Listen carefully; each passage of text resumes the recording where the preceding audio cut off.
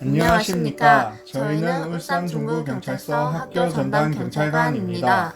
요즘 대부분의 청소년들이 핸드폰을 사용하고 있는데요. 이는 그만큼 사이버 폭력에 많이 노출될 수 있다는 뜻이기도 하기 때문에 사이버 폭력에 노출되기 전에 예방하고 대처법을 알아두는 것이 중요할 것 같습니다.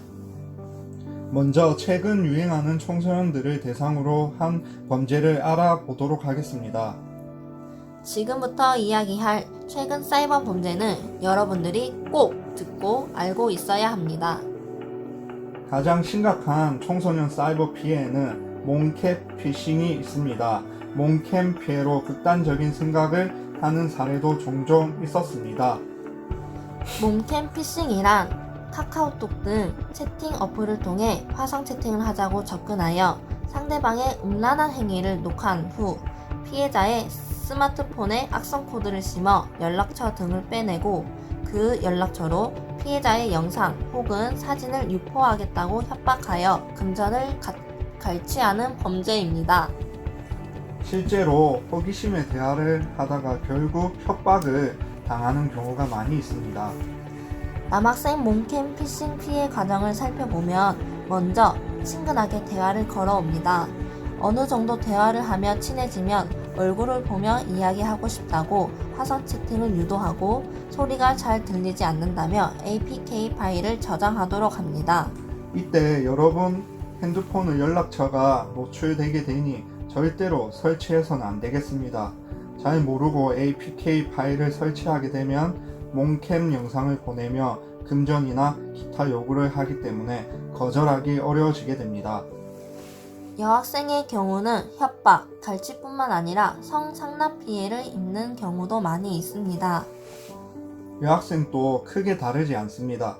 SNS나 오픈 채팅방을 통해 접근을 하고 이쁘다, 착하다, 내 스타일이다 같은 말로 친밀감을 쌓아 사진을 요청합니다.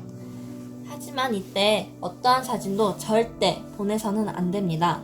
사진을 보내게 되면 보내준 사진과 대화글을 이용하여 협박, 금전이나 성관계를 요구하기 때문입니다.